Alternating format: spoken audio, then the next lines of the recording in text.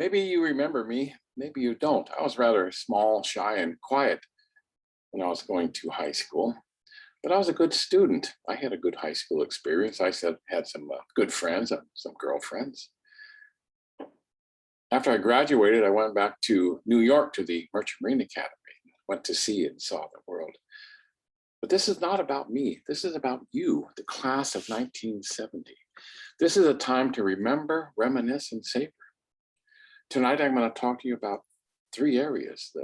What was going on in the world around us, what was going on in our world, and then from the decades after we graduate, 5+ decades up to now, the changes that occurred in that huge time frame. Let's get started. 1966 to 1970. What about the movies that were going on in that era? Think about Easy Rider, Butch Cassidy and the Sundance Kid, Planet of the Apes. The name is Bond, James Bond. What about the muscle cars, the Mustang, the Chevy SS 396, Pontiac GTO 383 of Tri-Power, Plymouth Barracuda, Dodge Charger. Man on the Moon, one small step for man, one giant step for mankind. And what about the fashion, the hippies, the hair, the drugs, feeling groovy, the counterculture? Not all was rosy, however. There was the assassination of Robert Kennedy, the assassination of Martin Luther King. There were race riots. There were student protests. There were the Kent State shootings, the student strike, and the war in Vietnam was raging. Now think about it, 1970, the draft was still going on. My draft number was number 3. If I had not gone to college, I would have been drafted. It makes no difference. I went to Vietnam twice on merchant ships. Let's move into what was going on in our high school world. I'm sure that you remember many of the teachers. I'll throw out a few out there. I'm sure you'll remember. What about Mr. Gray, the English teacher? He had you write short stories, and he would say that if you worked at this, that you could get published. He was very encouraging. Miss Gorman, also English, Rod Giske, football and history. Harry Gust, wrestling and history. Mr. Betcher, chemistry. Mr. Marcy, math teacher. He was a math whiz. He was a very good math teacher.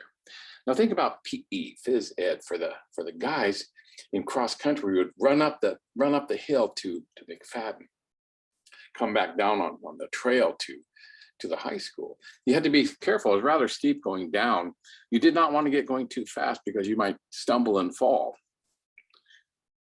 I was making my way down. I was trying to take it easy, not get going too fast. I looked over my shoulder and I saw Joey Angelo cruising by. I looked at him again, and he tripped, he stumbled, he started to fall. As he was falling, he put his shoulder down, he kind of rolled through it and cartwheeled through the air. His legs went up in the air. He came back down, he landed on his feet and just kept on running. It was an amazing sight. Think about the school lunch, Thursday, chili and cinnamon rolls. Oh yeah. And what about the berry buses? You could pick up some extra money in the summertime if you got on the berry bus, went out to Burton's Berry Farm, picked berries, punched the little punch card, get on the berry bus and go back. Those days are long gone. That doesn't happen. And what about the music? The music during our time frame was so epic, so historic, so just totally amazing. Think about the Doors, Light My Fire, Crosby, Stills and Nash. They actually played in Chehalis in 1969 in the space above the firehouse. I think it was called the Civic Auditorium. And of course, there was Woodstock in 1969 also. The Rolling Stones, Creedence Clearwater Revival, so many things. Of course, the Beatles. I knew the words to every song, Sgt. Pepper's Lonely Hearts Club Band. Such an amazing, amazing time to have music in your life. After we graduated, the music, rock and roll, continued on quite a bit. It lasted for a while. Then came disco and hip hop and rap, and I don't know. I just like that old time rock and roll. Of course, there's always country western. Now think about pagers. Remember the little black box that you didn't have to be chained to your home, to your phone at home. That somebody call you, go off, and you'd go find the phone booth. Good luck finding a phone booth nowadays. And you could call them back. Worked well for a while. Then cell phones. Oh my goodness, the flip phone. Amazing. When I was a ship pilot, they had this thing. It was called the 5:30 dispatch, where all the jobs for the night jobs were dispatched. If you didn't pick up, you were fined $1,000. You had the next day off without pay. It's okay. I had my flip phone. The phone rang. I answered. It was Gary. Gary was the dispatcher. He goes, "Hey, Cap, I got a job for you. It's 4:30 in the morning." And Gary, I can barely hear you. You have to speak up a little bit. It's 4:30. I said, "Gary, I still can't hear you. If you yell, I think I can get it. I almost have it. At 4:30 in the morning, Tacoma to Port Angeles." Okay, I got it. Click. Snap the phone back.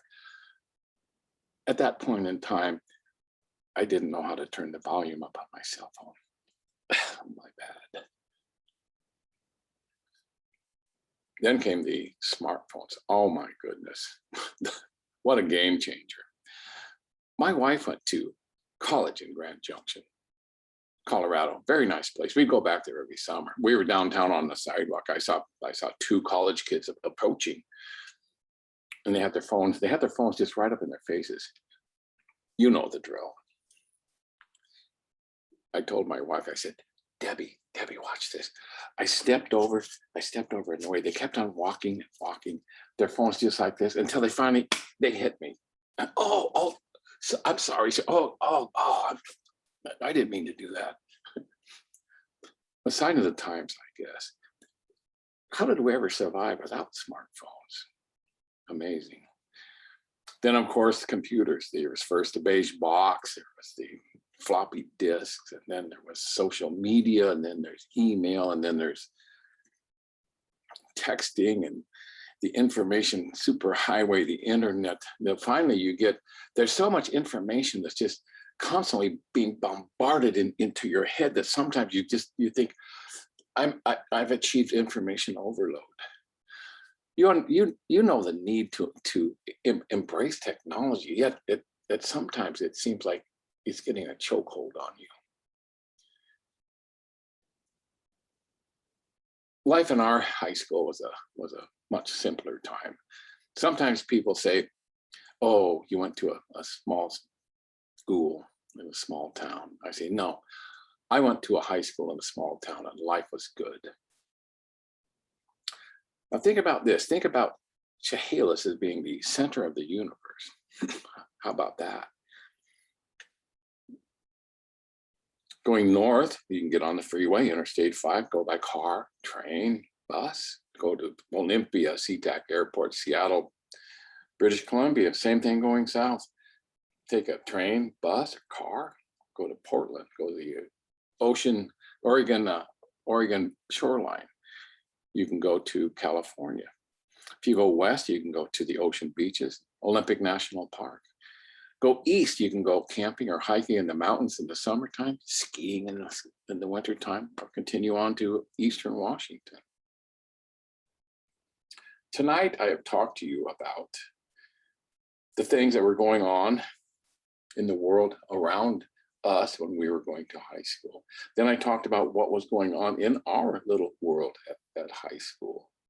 Then we talked about the tremendous changes in communications and technology leading up to this, the epic 50-year reunion. Again, this is a time to remember, reminisce, and savor. In closing, if you would, join me in taking a deep breath into the nose, out through the mouth. Make a sound if you want. Enjoy the moment. You deserve it. Let's hear it for the class of 1970.